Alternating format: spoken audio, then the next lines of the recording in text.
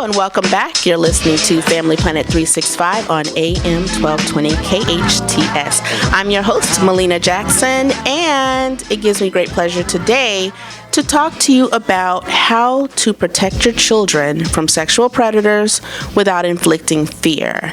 Now, I have my guest on the line, Ellen Frankel from Kid Power.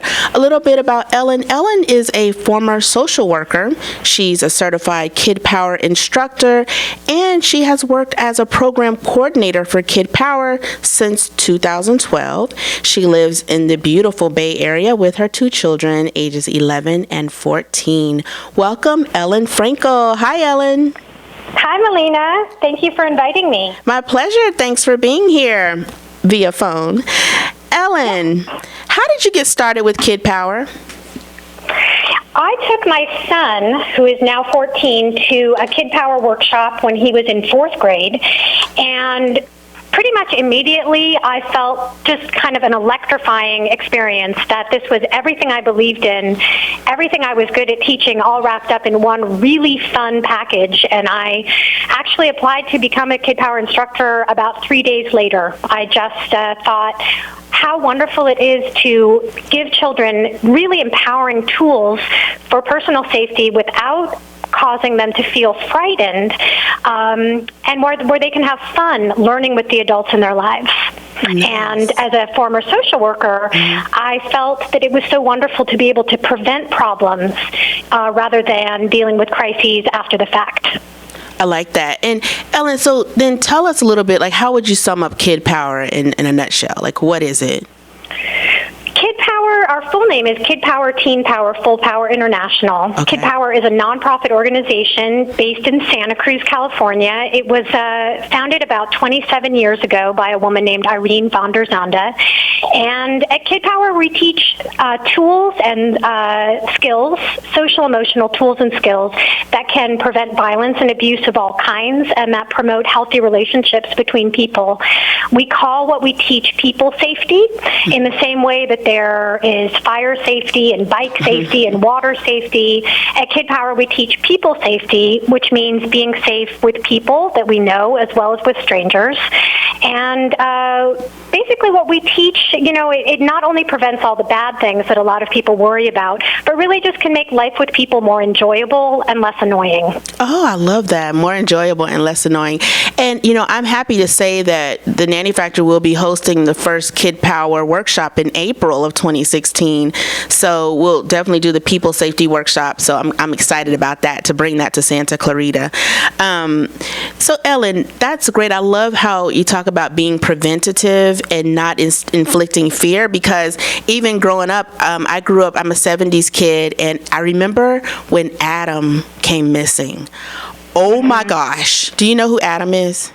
I remember. Yes, absolutely. I'm also a 70s kid. Okay. Ellen, my brother and I were terrified. We didn't want to go ride our bikes. We were like, we're going to get kidnapped. We don't know what to do. And most of our lives, like after that happened, it was just, we were frightened. We were afraid. And I love how you talk about, when we talked a year ago, about, not causing the children to be afraid. So, Ellen, tell me a little bit about, your training as far as the little ones. Let's talk about the little kids who really can't talk or really express themselves verbally. How do you empower them, and how do you coach them on keeping themselves safe when they're not in your presence? Right. Well, at Kid Power, we focus a lot on the role of adults in keeping children safe. One of our foundational mission and foundational principle is that the safety and well-being of young people is more important than anyone's embarrassment, inconvenience, or offense, and that prioritizing the safety and well-being of young people should be the goal of all adults. So working with adults is actually Kid Power's primary focus. We do workshops with and for children of all ages and all abilities. We can work with children as young as 3 years old. We work with people with developmental disabilities, but we never work with children without adults present as well, because we know that even in a great 2-hour workshop for a bunch of, 5 to 8-year-olds and their parents together, the kids may or may not get a lot out of the workshop, but our hope is always that the adults in charge will, and that over the long term, they can coach and mentor and practice skills with children that will hopefully keep them safe. So when we work with young children, preschool-age children, and when we're coaching their parents about safety practices, we make the assumption that very young children generally are not outside of an arm's length away from their adults. So with young children, we focus a lot about safety rules like checking first with an adult, if anything, checking first before you talk to someone you don't know well, checking first before you take something from someone you don't know well. So, pairing up children with their adults and focusing on safety rules, because children, starting when they're in preschool, they're all about rules. Rules for what you can do and what you can't do. That's children's experience of being in school is a lot about learning rules. So safety rules that promote personal empowerment as well as personal safety and violence prevention can be taught very simply as far as rules and skills without ever actually talking about bad things that might happen. Oh, give me an example, Ellen. Well, I always like to tell people, use the analogy of fire drills, because fire drills is something that everyone has experienced. If you have gone to school, you have done a fire drill. And when children start kindergarten, they learn what to do in case of a fire in the form of fire drill skills. Teachers don't talk about burning buildings, shattering glass, smoke, people screaming, because that would be terrifying. It would make children just afraid for their lives every day. But fire drills focus on skills. So lining up, being quiet, filing out together, getting to the safe place, staying together as a group. Those are skills that promote safety in case of a fire emergency without ever talking to children about fires. So in that same way, we can teach skills, for example, that can prevent sexual abuse, like boundary setting skills, without ever talking about abuse, without using the word abuse, without using the word sexual predator, without talking about scary things that might happen or bad people who might want to hurt you, because that would make children really frightened. And fear doesn't actually make anyone any safer. Wow. I love that. Just in life in general. Fear doesn't make anyone safer. Absolutely. And, a lot of people don't know any other way than to use fear in order to teach skills. Parents who feel afraid, for example, like what you said about their children being kidnapped or harmed or abused in some way, parental anxiety can really be transmitted easily to children. But if you are feeling frightened and vulnerable in the world, you are actually less safe. So children who have learned and practiced skills with their adults tend to feel more joyful and confident about their experiences being in the world, and that does inherently make them safer. Well, then let's talk about, we talked about strangers. Remember you told me, you don't tell your children, I think you didn't say you don't, but you alluded to the fact that you don't talk about, don't talk to strangers, because usually it's not strangers who are the culprit. Strangers, the word stranger, it's very unfortunate that it rhymes with danger. And we don't talk about stranger danger at Kid Power. We talk about stranger safety. Okay. And we say very clearly to children and people of all ages, a stranger is someone that you don't know well. That's all that it means. Can a stranger be a good person? Absolutely. At Kid Power, we believe that most strangers are good, that if you had a safety emergency, most strangers would be great people to ask to help you. Wow. And for children who are being out in the world, who might get lost, maybe on a field trip or at the farmer's market. Or at Hurricane Harbor. Yes, they may very well need to approach a stranger to ask for help. So telling children children that strangers are dangerous is not only untrue, but may prevent them from getting the help that they need in case of an emergency. So what we say is most people are good, which means most strangers are good, but it's impossible to tell just from looking at someone if they're good or not. So you don't need to worry. You just need to learn and follow your stranger safety rules. And for young children, it's all about checking first. Children are very clear about whether they know someone well or not. In our workshops, we talk about, people that you know well, people in your family, your teachers. But when you start school, is your teacher actually a stranger? Yes, they are. They're not someone that you know well. But it's okay for you to be in the classroom with your teacher because your grown-up says it's okay. And that's the concept behind checking first, is to rely on the adult in a child's life to tell them if something is safe or not. So when you are together with your adult, you can talk to strangers all you want. If you're in the grocery store line and you're checking out and the cashier says, "Oh my gosh, I love that jacket you're wearing. That is so cute." Is it okay to say, "Thank you, I got it for my birthday"? It is. That's completely safe because you're together with your adult in charge. But what if you're on your own? What if you're walking down the street on your own and someone you don't know well says, "Wow, I really like your jacket," and you are someone who is 8 years old or younger? Your safest choice is to move away and check first with your adult before you talk to that person. It doesn't mean that that person is dangerous at all. It just means that you don't know them well and you need to follow your stranger safety rules. And you'll hear in my voice this lighthearted, positive Yeah, this is making me laugh. I love it. Yeah. We always recommend keeping your voice and your body calm, and that you use just a lighthearted positivity when you talk about things having to do with safety, because it doesn't help at all in any way to promote fear. So you can hear the difference in my voice if I say, "We're going to go to the store. Are there going to be a lot of strangers at the store? Are there a lot of people that we don't know?" Yes, there are. And when you're together with Mommy, you can talk to anyone you want to. It's very different than saying, "Oh, sweetie, there's a lot of strangers here. There's strangers at the store and we need to be careful."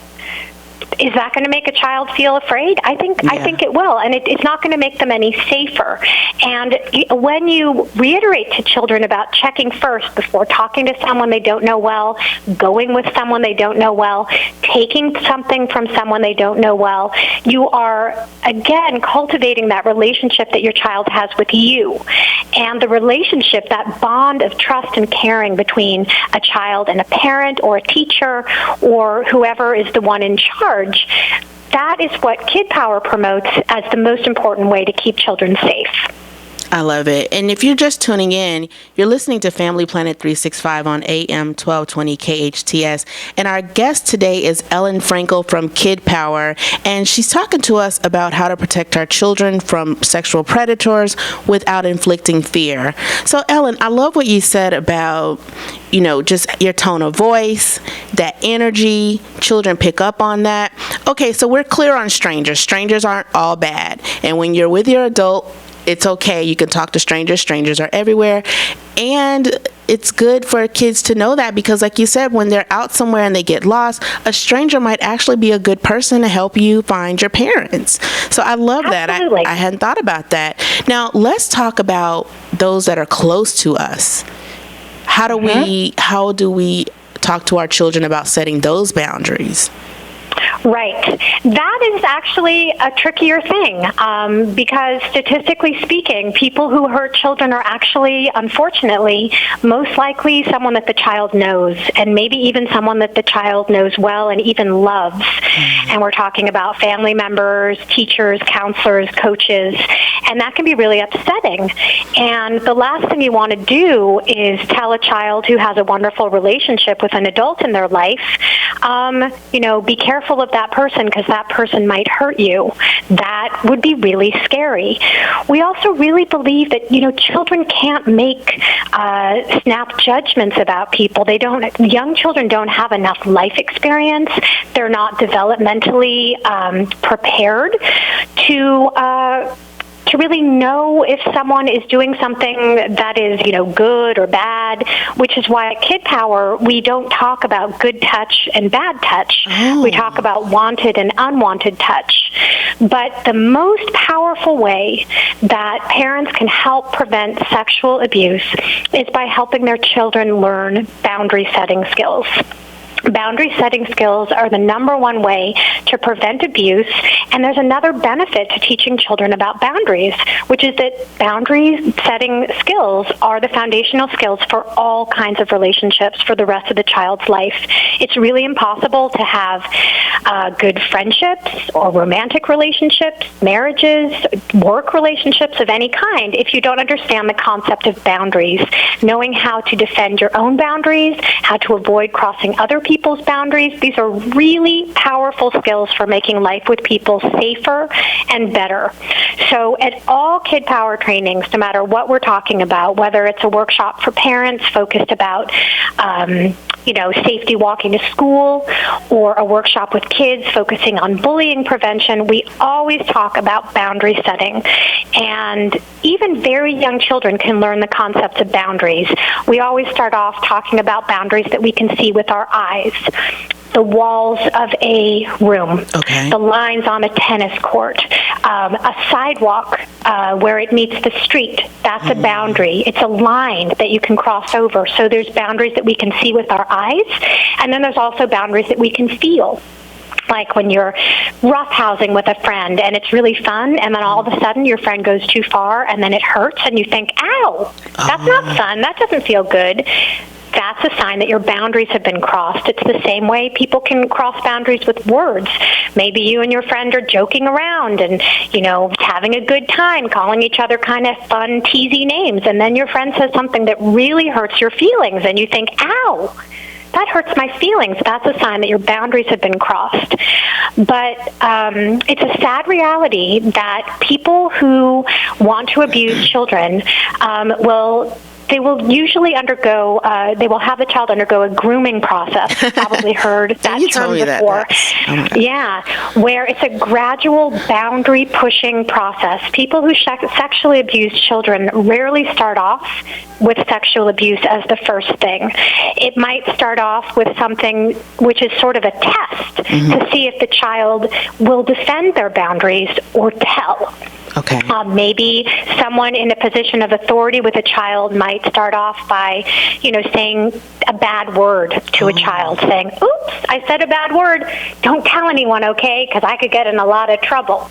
Okay. If the child says, okay, I won't tell, then that adult knows, this child's boundaries are easy to push. And then they can go to the next level. Maybe they'll say, here, I got you a candy bar, but don't tell your adults because maybe they don't want you to have any candy, and this can just be a little secret between us.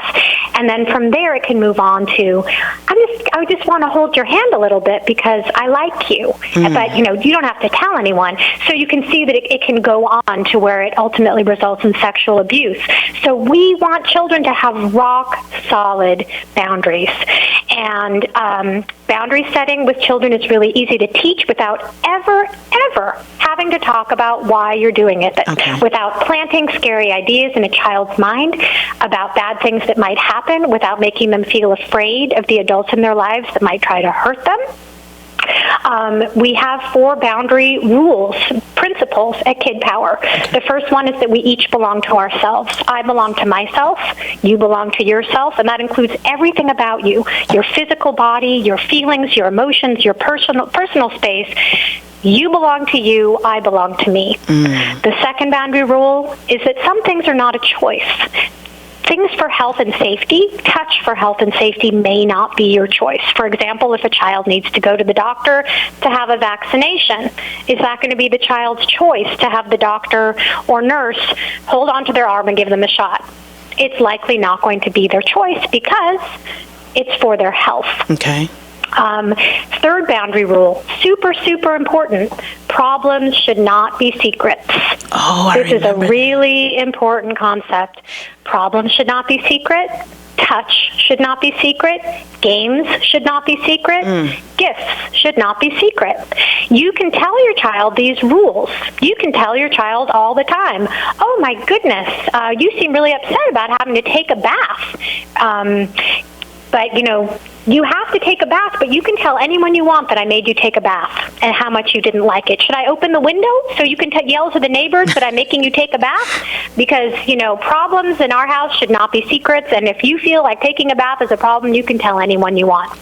So this idea about not having secrets is really important. So if an adult who is testing a child's boundaries asks that child to keep a secret, and the child has had ample opportunity to practice skills with their adults in ways that are fun and not scary, if an adult says to that child, oh, I want to give you this candy, but, it's a secret, so don't tell.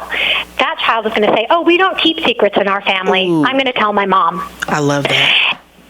So, and then the fourth boundary principle is tell and keep telling. Okay. So if anything bothers you, you can tell. You can tell whoever you want. If you tell someone and they don't believe you or they don't help you, you go and tell someone else. You tell and you keep telling until you get the help that you need.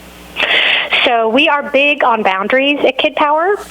There are really easy role plays that parents can do using non-sexual touch. Tickling is an example. We really think it's important that when parents, oftentimes children like to play tickling games, and we talk about how all kinds of touch for play, teasing, and affection needs to be the choice of both people involved. So when you practice with a child, you could, say, I'm going to tickle you, and let's say that you don't like it, so you can let me know that you don't want me to tickle you anymore. So tickle, tickle, tickle, and you coach your child to say, I want you to stop tickling, I don't like it. So then the adult needs to stop. We don't think that it's a good idea for adults to play games with children, for parents to play games with children, even if it seems really fun, where children are saying stop, stop, stop, and adults keep going, because that is teaching that what the adult wants matters more than what the child wants. And sort of tied into this is the idea that, well, I think I already said touch for play, teasing, and affection needs to be the child's choice, which is why we don't like forced affection with people like grandparents. Grandma comes over, and little Susie doesn't want to give Grandma a hug or a kiss. And if the, Grandma says, oh, I'm not going to get my kiss, and the parents say, oh, come on, Susie, That's give what Grandma I do. a hug and a kiss. Right. What is that teaching children? That's teaching children that another person, an adult's emotional experience matters more than their own right to what they do with their body. If you are always making children be affectionate with people when they don't want to be, you are teaching them that they don't have a right to their own boundaries. And this can be very painful, because it is painful for adults. Yeah, it's embarrassing. It can be embarrassing, but that goes back to our foundational principle that the safety and well-being of a child matters more than anyone else's embarrassment, inconvenience, or offense. So it might be embarrassing. Say, sorry, Grandma, Susie doesn't feel like doing hugs and kisses today. Susie, do you feel like greeting Grandma in another way? Do you want to have a handshake? Do you want to have a wave? Do you want to do a high five? Maybe you'll feel like doing a kiss later.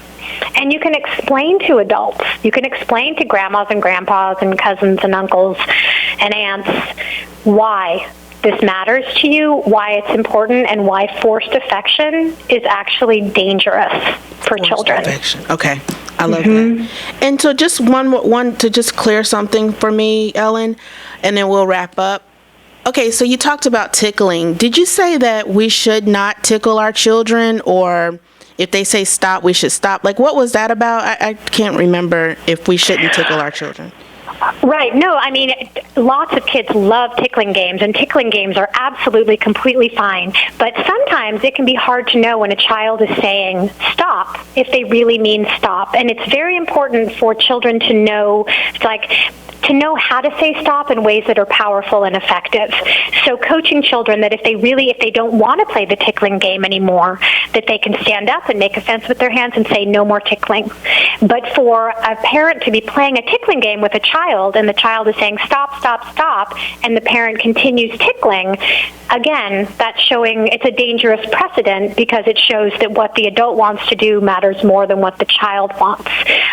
Let me just very briefly say what our safety rules around touch are. Okay. And this is touch related. This is not touch for health and safety, which most of the time is not a child's choice. Ellen, we'll do this. Yeah. I'm sorry. When we come back, we're going to take a quick break. I'm going to actually have you come back and wrap us up. I think that will be great. Okay, so we'll take a quick break and we'll bring Ellen back from Kid Power, who's talking to us today about how to protect our children from sexual predators. We'll be back in a moment. Hello there. You're listening to Family Planet 365 on AM 1220 KHTS. I'm your host, Malena Jackson, and we're back with Ellen Frankel from Kid Power, who's talking to us today about how to protect our children from sexual predators. And we're actually wrapping up our talk. Ellen, can you finish telling us about, what the rules or the boundaries are at Kid Power? Absolutely, yes. So I think that I was talking about safety rules for touch related to play, teasing, and affection. And I just wanted to quickly say that we believe at Kid Power that touch for play, teasing, and affection needs to be okay with both people, should never be a secret, needs to be okay with adults in charge, and also needs to be safe. So tickling. If I like to tickle and you don't feel like tickling, is it okay for me to tickle you? No, because it's not okay for both of us. If I want to tickle you and I say, I'm going to tickle you, but don't tell anyone, is that safe? No, so I can't do it. What if you and I both want to tickle, but we want to do the tickling in the middle of the street? Is that safe? No. So we can't do it. What if you and I both want to tickle at the dining room table during dinner and it's not okay with the adults in charge? Can we do it? No, we can't, because it's not okay with the adults in charge. And one final note that I want to make, because I've talked a lot about rules and checking first and boundaries and all that, is that Kid Power, more than anything, is a skills-based program. Just giving people information without the opportunity to practice skills for the long term is likely to create more anxiety than to resolve anxiety. When you are trying to teach your child skills for crossing the street safely, you don't sit them down in the living room and talk about crossing the street, and you don't talk about cars hitting people and killing people and running people over. When you want to teach your child how to cross the street safely, you start teaching those skills when they're a little toddler holding onto your pinky. And even though you know they are nowhere near able or capable of crossing the street on their own, you are starting to cultivate those skills in the context of a caring relationship. So you're focusing on, we hold hands, we cross at the crosswalk, we look both ways, we make eye contact with the driver. Okay, now it's safe to cross. And, starting that when a child is very, very young and working on those skills for years and years, by the time that child is 9 years old, more than likely they're going to be ready to cross the street safely. And the way that you know they're ready is because they can show you their skill level. So I really want to emphasize that role of the adults in practicing skills in ways that are fun, not scary, and that can happen casually on an everyday basis. And we have so much information about this on the Kid Power website. Okay, how do we find you? The website is www.kidpower.org. Every single thing that I just talked about is on our website. We have hundreds of articles that are free. We have videos, we have podcasts, we have materials and publications for sale. It is chock full of information about violence prevention, abuse prevention, bullying prevention, and lots of skills that just make life with people better and more joyful. I encourage everyone to check out the website. And my contact information is there as well. And if anyone wants to contact me with questions or to set up a Kid Power training, I would be so happy to hear from them. Well, thank you so much, Ellen. You've been great and have given us so many good resources, and I feel a lot better about the things that Kid Power has to offer, and even talking to my children. So thank you so much for being here today. You are very welcome, Malena, and thank you so much for inviting me. All right, and thank you for listening to Family Planet 365. I'm your host, Malena Jackson. Be sure to tune in next Friday when we're going to talk about the world. And we'll actually have some people here to talk about the events in San Bernardino and how we can protect our families. Thanks for tuning in. I'll talk to you next week. Goodbye for now.